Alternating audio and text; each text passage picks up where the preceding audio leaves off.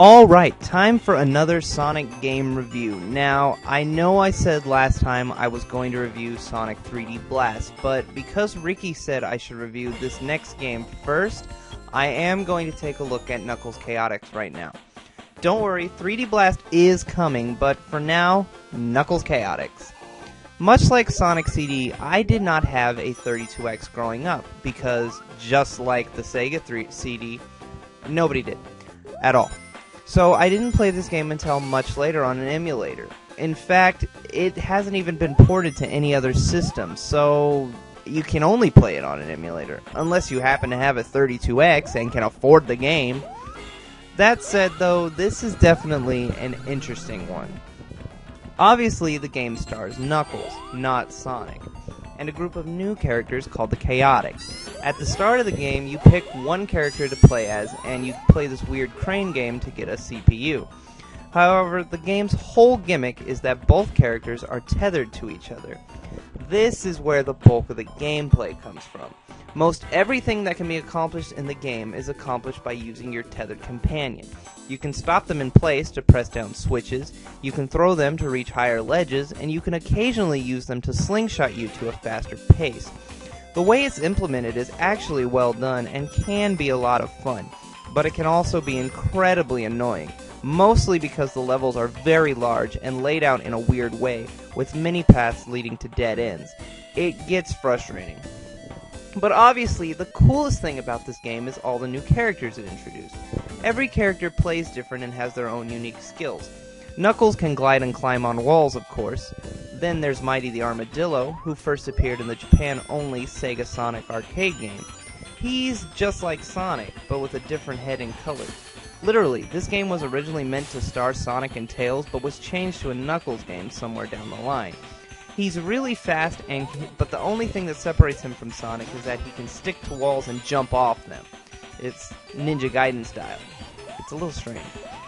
Then there's Spo the Chameleon, my personal favorite Sonic character. He can walk up walls and cling to ceilings. There's Charmy B, who can fly through the air, and is my personal favorite character to play as in this game, because honestly, he's a little broken. You can use his flying ability to just bypass many of the obstacles, and some of the stages can actually be completed easier just by flying through them. Your partner just dangles there doing nothing. Also, it's pretty funny to watch him carry characters that are twice his size. Then there's Vector the Crocodile, who can also climb up walls and roll into a donut. Yeah. Those are the 5 playable characters, but there are 2 other characters you can get as partner characters. See, after each stage, you can go back to this weird crane game that I mentioned earlier, where you can pick a new partner. But the partners keep switching positions, and 2 of the partners you can get are supposed to be the dud partners. These are 2 robots known as Heavy and Bomb. Now, I love Heavy and Bomb. I think they're awesome, but they're completely useless. You never want to get these guys on your team, especially Heavy because he's the slowest character in the game. Always aim for one of the 5 main characters. Throughout the levels, you can hit a number of item boxes that actually do different things to you and your partner. You can change characters, you can make them grow or shrink, which can help you jump higher, and I actually don't understand what shrinking does, but whatever. And you can even switch places with your partner, which can lead you to be able to play as Heavy or Bomb. This only lasts for a little while, though. Sometimes it's imperative to get these boxes, as it may be easier to go through a certain part of a stage as a different character, or you can just pick Charmy every time. It's up to you. Once again, the game does have special stages, but they're not very good. They're similar to Sonic 2's, where you're in a big tube dodging shit, but not as annoying because Tails isn't there to get in your way. Instead of collecting rings, you collect blue spears, but it's also not as fun as Sonic 3.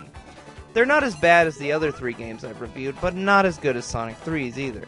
There's another bonus stage where you find throughout the levels where you're just kind of free-falling through the air, collecting rings and hitting power-ups. It's lame, and I don't like doing it. The bosses are actually pretty cool. All of them use the 32X's capabilities to make them look cool, if nothing else. And of course, the final boss is a souped-up version of Metal Sonic, my second favorite Sonic character, and that's pretty damn cool. However, the first boss battle with Metal Sonic is kinda lame. Now there's one more thing I want to mention in this game. There's actually a character you can get a hold of by putting in a number of codes and going to a debug mode. This character has become infamous among Sonic fans for being so freaking weird. It's a white and red Knuckles, whom fans have dubbed Wichnia because it's a white echidna.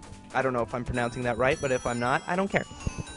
He's very glitched out and isn't complete, but you can play as him. He can stick to walls like Mighty the Armadillo, and he looks just like Knuckles. Supposedly, he was the leftover game data from Tails when this game was still a Sonic and Tails game. It was very strange. Overall, this game is pretty fun and pretty unique, but it hardly feels like a Sonic game. Being tethered to another character slows the game down and doesn't lead to all the fast-paced action you'd expect from a Sonic game. But it does lead to some interesting levels. I'd say at least give it a look. It's certainly a nice piece of Sonic history. And yes, next time I am going to review Sonic 3D Blast. Tune in then.